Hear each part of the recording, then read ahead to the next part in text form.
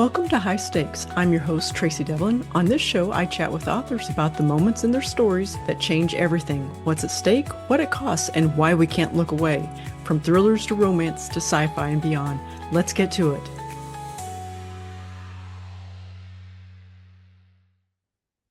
I'm here with Lauren Schott to talk about her debut domestic suspense, Very Slowly, All at Once. Welcome to the show, Lauren. Hi, thank you for having me. Thank you. My pleasure. It's so great to have you on. It's so exciting when I get a debut novelist on this show. I'll talk about your firsts and things like that a little bit later. But this is your debut novel, but you're not new to publishing. Is that correct? Do you have That's other right. publishing hats that you wear? Yes, I have quite a few hats that I wear. So I have been a literary agent in the past for almost 15 years. I also worked for a little while in magazine publishing, and I'm a freelance editor and a ghostwriter now. And I've also written a couple of books for children under my married name, Lauren Pearson.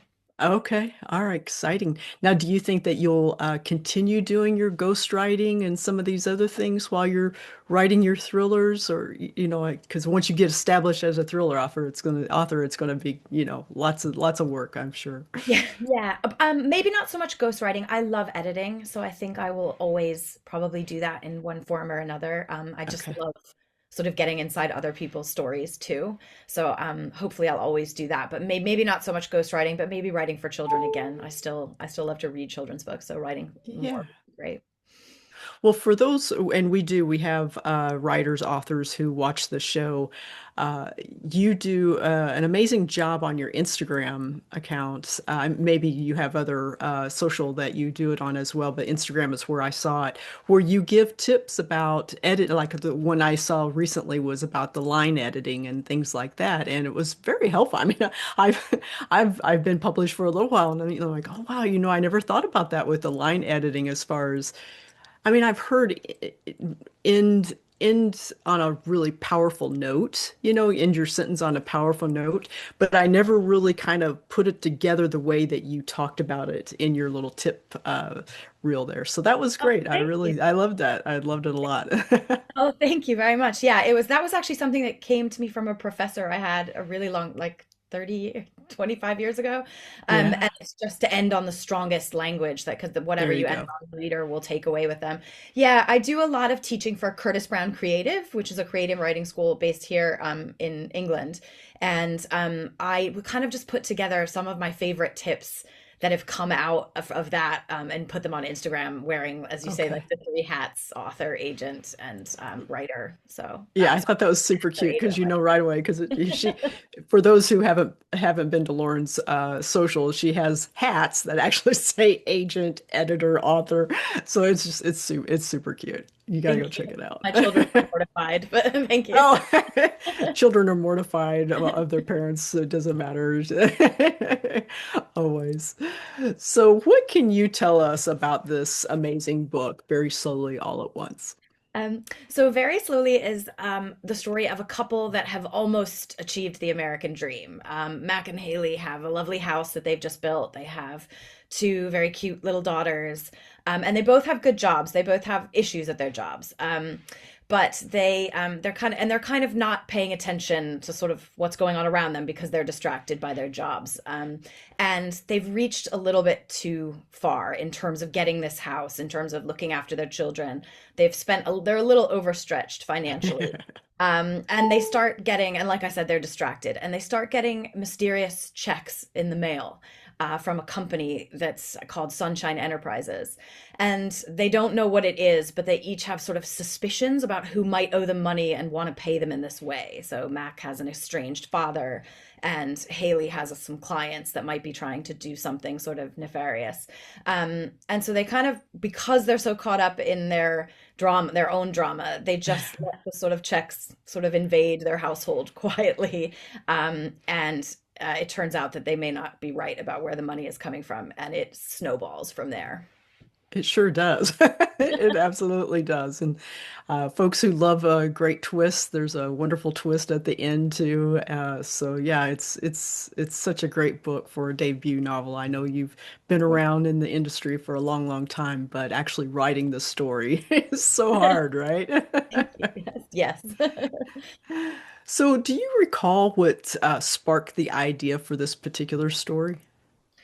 I think there were two things actually. I mean, one was definitely wish fulfillment. Like, wouldn't it be amazing if someone sent you a check in the mail and you were like, oh, I forgot about that. Like, I mean, that investment or that uncle that I didn't know, and I thought that would be interesting. And also then what if you didn't really didn't know where it was coming from? How would you take it? And I think that's the biggest thing, it isn't that they found like a bag of money in an alley. This is something that someone could be sending them. They might not know where it came from. So that was one of the inspirations. And then the other was this idea that I think a lot of us have, especially in this sort of economic environment that we live in, of what happens when you're stretching just a little too far Mm. and you're living sort of like you're living for the future. You've staked your claim a little higher than maybe you should have. And that feeling fills me with panic. And I thought, what a way to power a thriller is if people, you get caught in that situation where you've overreached, you've maybe got good intentions, and then someone pulls the rug out from under you, and kind of capturing that feeling where something goes wrong and you're exposed financially, I thought would be an interesting thing to play with.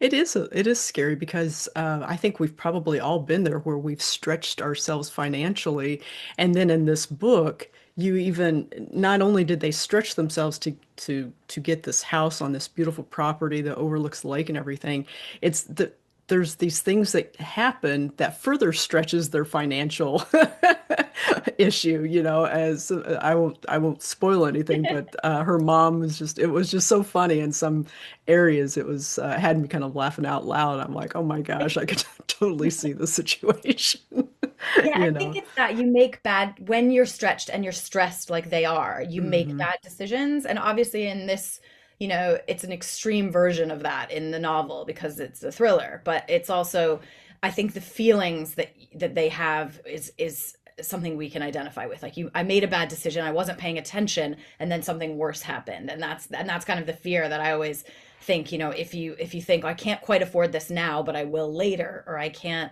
we shouldn't really be buying this house now, but it will all be okay down the line. I kind of wanted Right. to explore what that would be like if things kept going wrong and it didn't work out the way that you thought it would.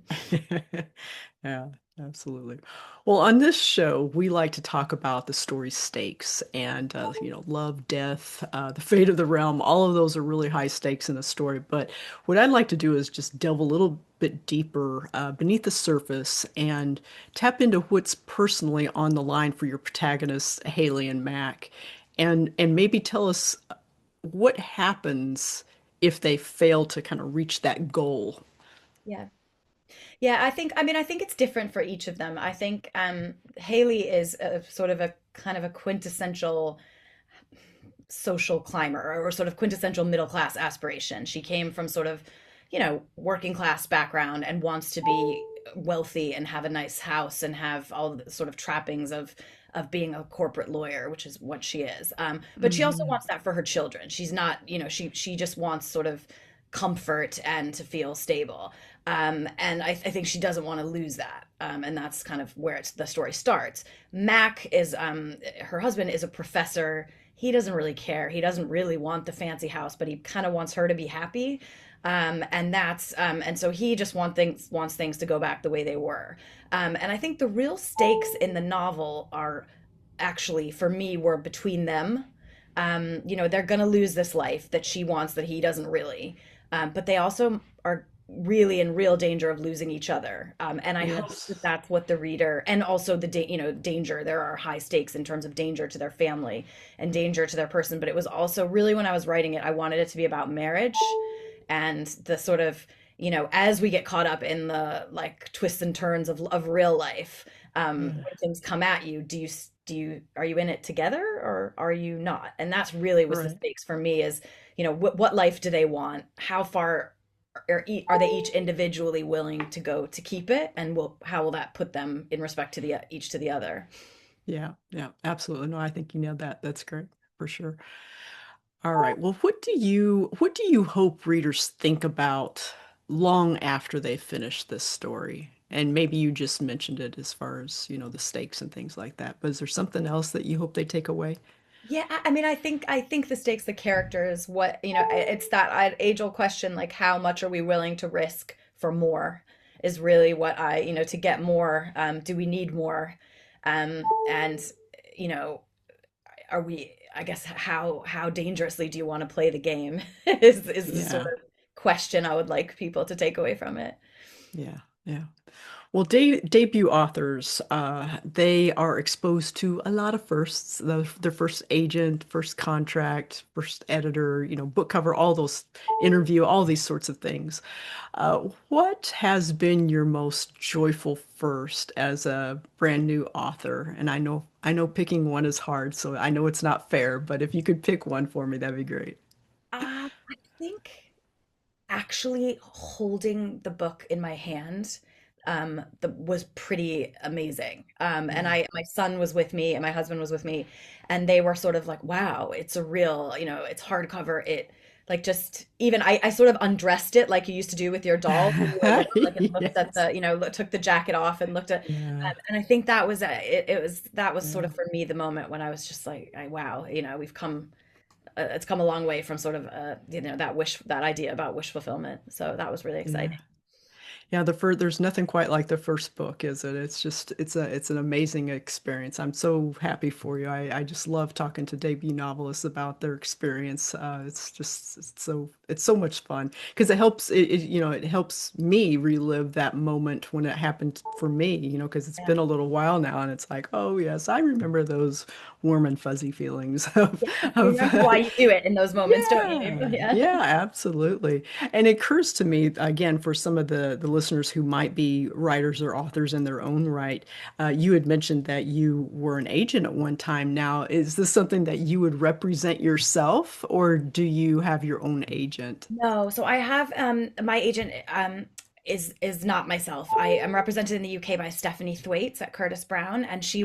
we worked together and were friends before this, and she when I started writing fiction, I said, do you want to take a look at this and see if you like it? And we know each other well enough. I think she would have said, I don't like it, Yeah, if she did, yeah, but she did. But one thing I always say to my students is I do think, I mean, I knew her because we worked together, but I do think publishing, like having been an agent, one of the things I always tell writers is I do think it works. If you write a good book and you write a good query letter, and you research the agents, I do think it still works the way that it's supposed to, even if you don't know someone. And I say that having worked with a lot of people that it worked yeah, for. It can be a long, hard, grinding road, but I think the process still works.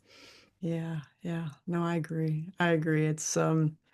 There's definitely pros and cons to what we call traditional publishing as opposed to indie publishing. They both have their pros and cons for sure, and I've had my foot in both areas. And there's things that I love about both of them, and things that I don't care for about both of them. So yeah, it really it seems to me it comes down to personal preference. Is Yeah, what's going to be right for you for sure, for sure. definitely. Yeah, definitely.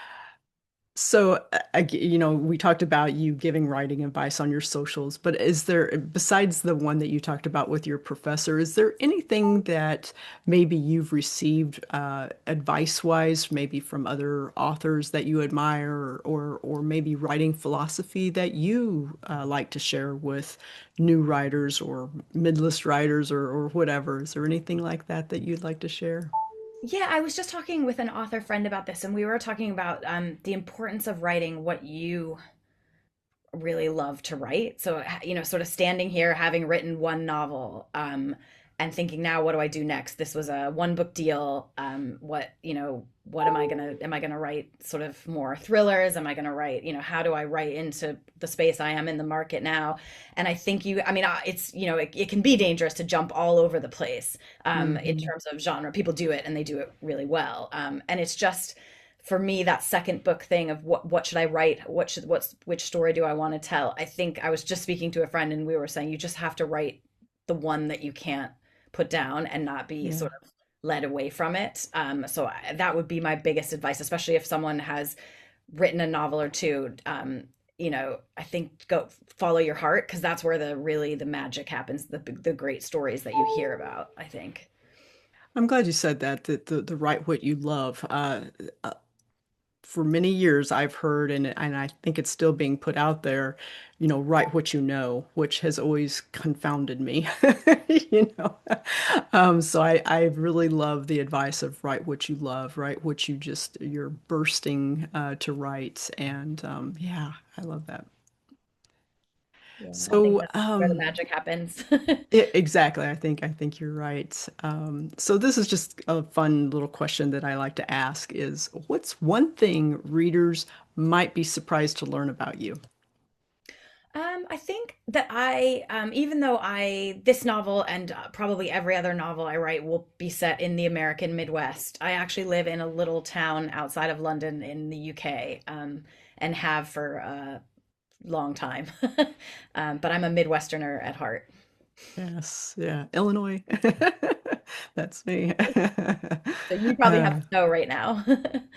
well, I'm in North Carolina now, but Oh no. up until 5 years ago, I lived in Illinois my entire life. And yes, they have a lot of snow, Yeah. I think, up there right now. So, all right. Well, before we go, can you share what's coming up next, or are you still kind of working that out at this point? So I think I'm working on a novel that's about a woman who finds out that her mother-in-law, who pretty much destroyed her sort of perfect romance, was a murderer. After her mother-in-law passes away, they find some bodies in her house. And the novel goes back through and explores the sort of love story between the couple, and then how the mother-in-law folds into that. So it's still suspense, Yes. and still domestic suspense, but with a tiny bit of a historical element to it. Okay, that sounds amazing. I love historical novels, so it sounds like a great combination. Thank Can't you. wait to see it when it's ready. It looks fun. All right, folks. Well, be sure to order your copy of Very Slowly All at Once today. You can learn more about Lauren on her website, lauren-schott.com. You can find all of her socials links as there as well. Lauren, thank you so much for joining me, and congratulations again on the release of your debut novel. I'm just Thank so you so happy much. for you. Enjoy. Thank you. Thanks for having me. Yeah, you betcha. That's it for today's high stakes story. Follow the show so the next episode lands right in your feed. And if you enjoyed today's chat, a quick rating or review helps new listeners find us. Visit tracydevlyn.com/podcast for show notes and links to today's amazing guest and their fabulous book. High Stakes is a proud member of the Authors on the Air Global Radio Network. Thanks for listening. Until next time, enjoy the adventure, everyone.